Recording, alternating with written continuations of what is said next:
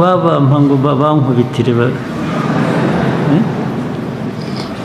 babirukanse ku manywa y'ihangwe, njye nzi ko bazambabarira, ntabwo bazapfa nanjye ntabarimo kabisa abantu bakora ibintu nk'ibyo ngibyo. Ariko rero ikibazo ni uko abamvuga ngo wampa ngo bankubitire nabo ni ingenzi, ubwo se bizagenda gute? Amakosa twakoze kandi turayasabira imbabazi, ariko tuzagenda tubikosora. Uzi ko imyaka yose nicyo kiba igisubizo, nicyo abantu barangiriza, ni ukubisabira imbabazi, ejo bikazongera bigasabirwa imbabazi, ariko tubikomereza ibyo dukora. Abantu barinda kumera gutyo muri hehe? Abantu barinda kumirwa bakerwa biruka inyuma yanyu mwebwe mu bayobozi, kubera iki? Ariko ngiye kababwiye, iyo wamenye ndamukubita rwose, ntabwo wamenye gukora ibyo ngibyo, mujyaho mukamutetesha, ariko iyo namumenye ntarara.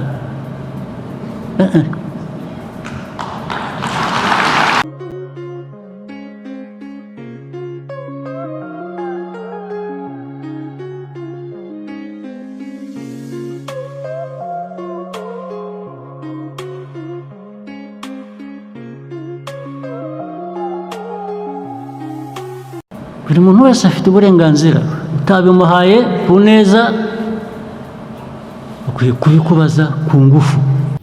Amahoro y'Imana abakunzi ba Corative Show, nizere ko mumeze neza. Rero nk'ibisanzwe murasozwa na muhungu bahugura mwahugiranye mwite Krista, intumwa ya Kristo. Uyu munsi ni itariki 20 ukwezi n'ukwa 12 umwaka w'2025. Ni amakuru akomeje kuvugwa hirya no hino ku mbuga nkoranyambaga hagiye atandukanye, yagiye atangazwa na Perezida wa Repubulika Paul Kagame avuga ati uwabama ngo babankubitire, ubwo yabwiraga abayobozi bo mu karere ka Rusizi n'akarere ka Kayonza bagiye batenguha abaturage. Byagenze gute rero? Nibyo bintu tugiye kugenda tuganiraho hano kuri Corative Show. Reka mbanze musoze wo ukunda kutwumva uri Iburasirazuba, Iburengerazuba, Amajyepfo, Amajyaruguru, abantu badukurikirana bari mu mujyi wa Kigali, mumeze gute mwese? Nizere ko Imana ikomeje kubigenza neza. Ni ibintu byakomeje kugenda bicicikana ku mbuga nkoranyambaga, ushobora kuba wagiye ubona udushoti video cyangwa wakomeje kugenda ubikurikirana cyangwa warakurikiranye inama yari iri kubera hariya Gasabo kabisa, ni hariya mu karere ka Gasabo i Rusororo. Ni mu nama yari yateranyije bamwe mu banyamuryango ba FPR. Ni byinshi byagiye biba n'abandi bayobozi b'uturere ba ministeri, ni byinshi tugiye kugenda tuganiraho hano 5 kuri 5. Wicyo ngusaba no gukurikirana aya makuru naguteguriye, n'ikiganiro cyose ndaza kugenda ncishamo video z'ukuntu byagiye bigenda kugira ngo mubashe gusobanukirwa. Perezida wa Repubulika y'u Rwanda Paul Kagame yagaragaje ko bitumvikana uburyo abaturage barimo abo mu karere ka Kayonza baherutse guhura n'ikibazo cy'inzara bararangaranwe n'ababayobora, kugeza ubwo bitabaje itangazamakuru babamenyekanishije ikibazo bafite nabo birangira nta kintu babikozeho.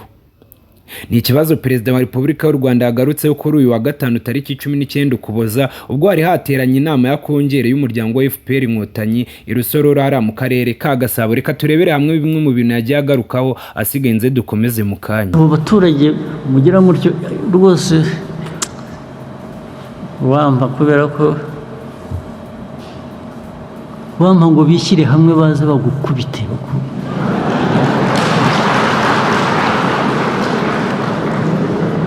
rwose, bakagira uruhande bagashaka inkoni bakaza bakagukubita.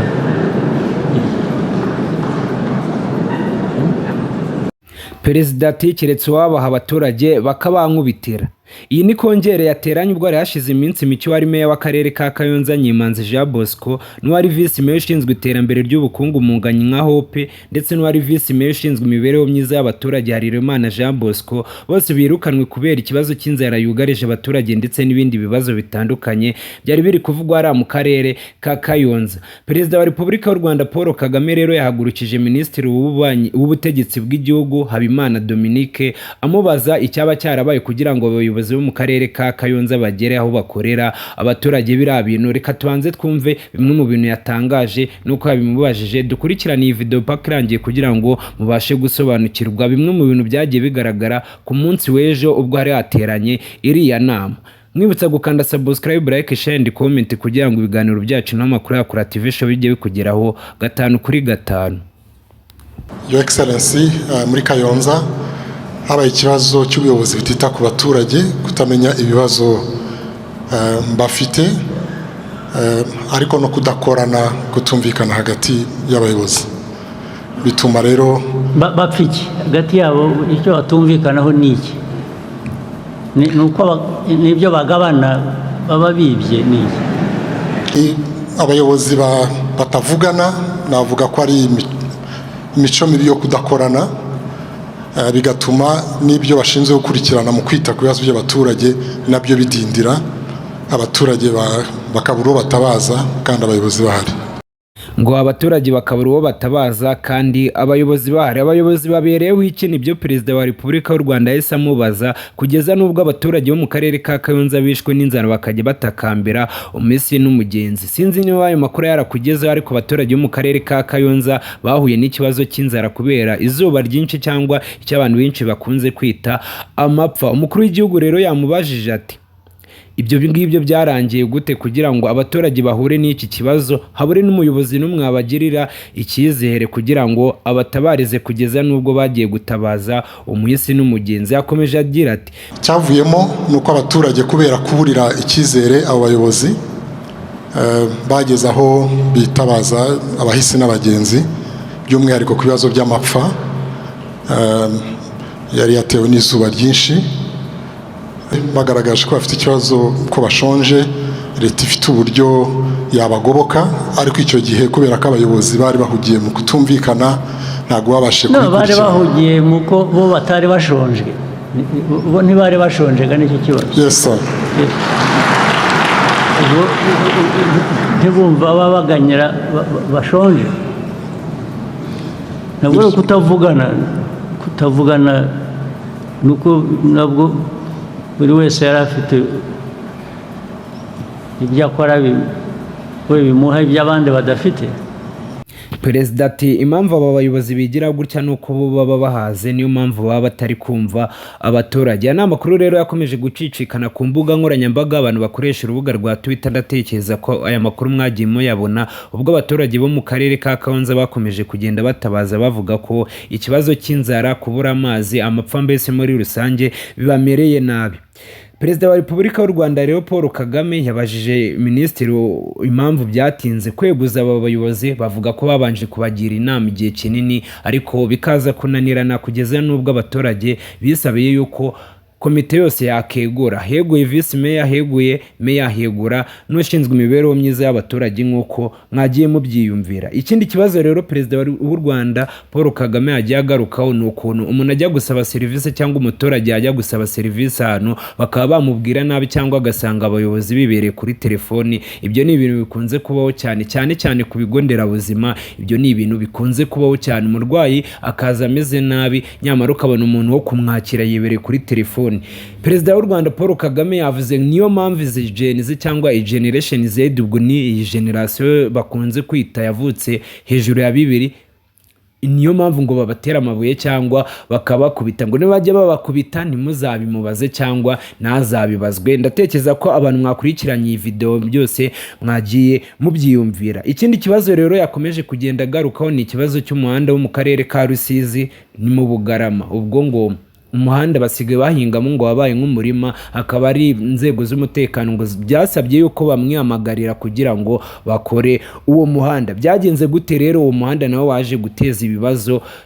Ngo ni mu gihe haraciyemo imyaka ubwo Perezida w'u Rwanda Paul Kagame yavugaga ko uwo muhanda yaherukaga kuvuga ngo bawukore muri 2017. Urumva imyaka igera muri 6 yose igiye gushira uwo muhanda nta kintu kirahinduka. Byaje kugenda gute rero? Yaje guhagurutsa Minisitiri ushinzwe ibikorwa remezo.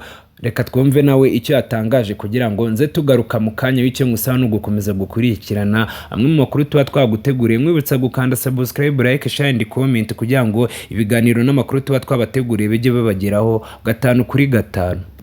Ariko umuhanda warasibye ejo bundi abantu barinda umutekano nibo babimbwiye rwose badafite ahantu banyura, badafite uko bagenda. Ikibazo cyagenze gite Minisitiri? Mu by'ukuri Your Excellency twavuga ko habayeho uburangare ku rwego rwacu nka minisitiri mu guhitamo ibishyirwa imbere mu bikorwa by'imihanda, kuko hari imihanda myinshi yakozwe kuva byavugwa mwabisaba ndetse n'abaturage babisaba kuva imyaka yashize 2017, kuko mu by'ukuri uriya muhanda warangije ubuzima bwawo wari wagenewe muri 2017. habaye ikirego byagenze gute? Icyabayeho ni ukudashyira ku murongo neza priority uburyo ninde ubikora? ni twebwe nka minisiteri y'ibikorwa remezo twagombye kuba twarabikoze. Ni amakosa twakoze kandi turayasabira imbabazi, ariko tuzagenda tubikosora. Uzi ko imyaka yose nicyo kiba igisubizo, nicyo abantu barangiriza, ni ukubisabira imbabazi, ejo bikazongera bigasabirwa imbabazi, ariko tubikomereza ibyo dukora. Ubu bwaba uburyo bwo gukorera igihugu cyanyu gute? Ariko uravuga ko amafaranga yabuze yo gukora uwo muhanda?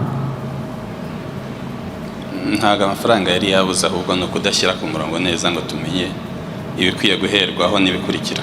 Mwabyumviye rero, nta byinshi twirirwa tuganiraho, murabyumva ko abayobozi bakuru amakosa yari ari kubahama. Umukuru w'igihugu rero yakomeje agaragaza ko ibisobanuro byatanzwe na Minisitiri Gasore n'ubundi byumvikanisha ko hari ikibazo cy'imikoranire, agaragaza ikibazo nk'ibi bituma urubyiruko rw'abajenizi nk'uko natangiye mbibabwira rwigaragambye mu bihugu bigiye bitandukanye.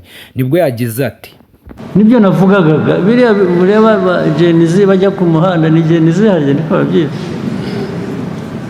bagatera amabuye bakoze babampa ngo bankubitire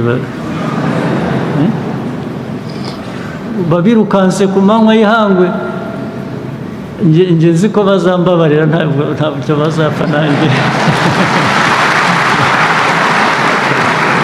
ngaho ngoko rero perezida ati njyewe nta kintu bazambaza, nk'uko mwabyiyumviye, kuko abayobozi mwabyumvise ko aribo baba bafite amakosa kandi ingengo y'imari iba yarateganyijwe uzakora ibyo bikorwa. Ngaho ngoko rero ayo niyo makuru yaragezweho kuri uyu munota. Nizere ko turajya dukomeza kubana, nangira mbifuriza umwaka mushya muhire, nubwo hari kubura iminsi igera kuri 10. Murumva ko iminsi 10 ari mike, hari byinshi wari warateganyije uzagera kuri uyu mwaka bikaba byaranze, ariko ndakwifuriza ibyiza gusa. Niba ukunda ikinyamakuru Kora TV Show, ntugende udakanze subscribe, like, share and comment. Nje mvuga kuri mikoro ni wa Mungu bawugura mwawugiranye, mwite Krista, intumwa Kristo. Dukomeze kubana mu biganiro bitabya Kora TV Show. Hari inyuganize, hari igitekerezo ushaka kuduha, ushobora kutwandikira kuri nimero ya telefone twapininze, cyangwa ukatwandikira muri komenti. Asigaye mbifurije umwaka mushya muhire, uzababere uw'imigisha gusa. Ciao ciao.